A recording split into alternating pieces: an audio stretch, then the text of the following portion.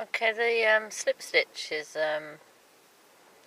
very basic stitch, very useful stitch, usually used as a joining stitch. I'm just going to do a length of chain here and just show you how you can join it into a circle using a slip stitch. Just a short length there, very easy. There's the first chain, so I'm just going to join that into a circle using a slip stitch, and this is simply all you have to do is insert your hook into the place where you want to join. Oops, let's get that out of the way. Try again. Insert your hook into the place you're going to join, pull the yarn through, and then pull your yarn through the loop on your hook. It's as easy as that. And there you have a circle. If you're working in a round, it's probably a lot easier to work one row straight first before you join, rather than joining after you've done your first length of chain, because it's quite easy to twist that chain and you end up in a bit of a mess, and it's a lot easier to work your first row before you join, and that way you know it's not going to get twisted when you join. So as before, insert your hook into the place you're going to join. In this case it's going to be through the top of that turning chain there. There's the first stitch. There's the top of the turning chain. Just slip your hook through there, pull the yarn through, and then pull it through the loop on your hook. And then do your turning chain and turn as normal. And work back along your row. When you're working in a round with crochet, unlike with knitting where you go round and round and round, you still go back and forth. So when you get to the end of this row, you join again with the slip stitch, do your turning chain, and turn your work as you normally would. Otherwise you find that your work will be a little bit twisted, and the reason for that is when you're doing a crochet stitch, your stitch is actually slightly to one side of the stem of your stitch. And if you keep going round and round, there's the stem, there's the stitch, and if you keep going round and round, your stitches will always lie slightly to the left of the stitch below, and on your next row slightly to the left, and you'll get this twist because it'll always be slightly to the left, and your stitches will all lean and the whole thing will be slightly twisted. So you have to work back and forth so that on your next row your stitches will lean to the right, and on the next row to the left, and it will kind of combat that twisting effect, because it will go left, right, and it'll end up nice and straight. Another time you might use a slip stitch is in a stitch pattern, such as this netting stitch.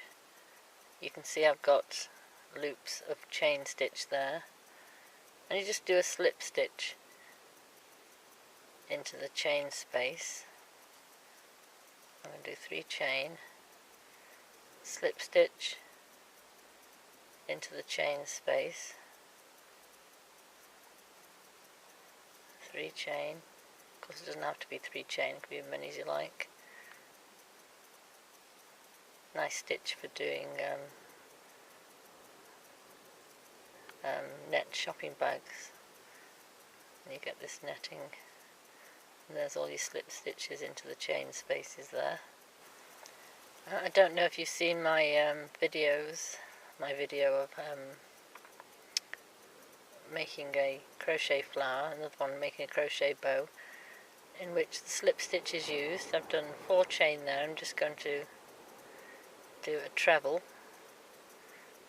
That's a double crochet to you if you're American, into the first chain, and then do 3 chain and slip stitch into the centre of the flower, and the centre of the flower is that first chain. Just pull it through the loop on your hook, make another petal, 3 chain, 1 treble,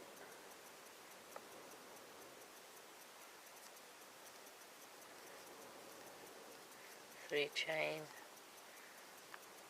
just to pull that chain down into the middle of the flower and do a slip stitch.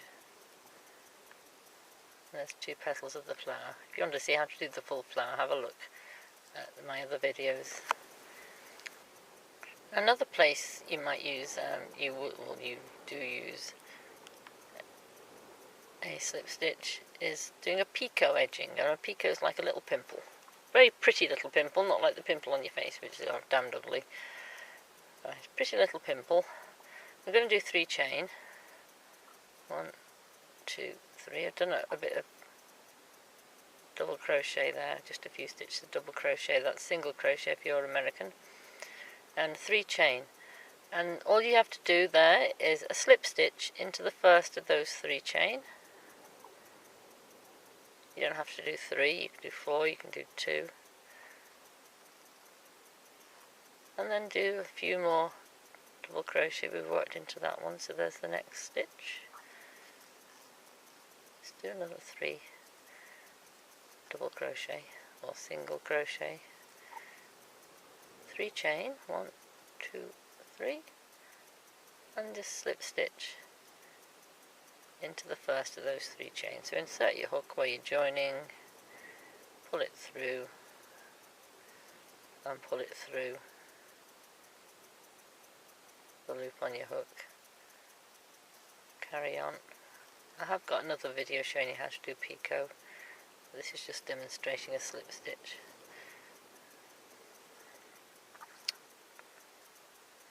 There you go, you can do them closer together, you can do them wider apart. Makes quite a nice edging, and you can incorporate picots into other stitch patterns too.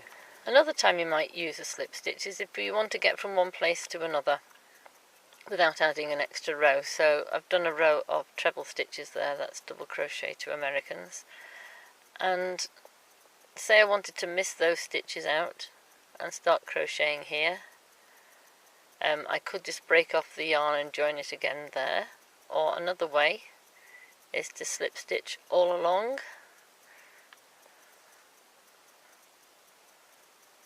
So I'll just make slip stitches into every stitch. 1, whoops,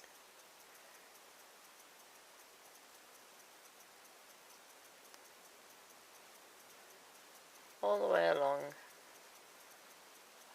until you get to the stitch where you want to start your next row. Do a couple of 2 or 3 chain to turn, or do 3 chain for the turning chain. Not doing very well here, am I? There we go. And then you can start doing your row beginning there.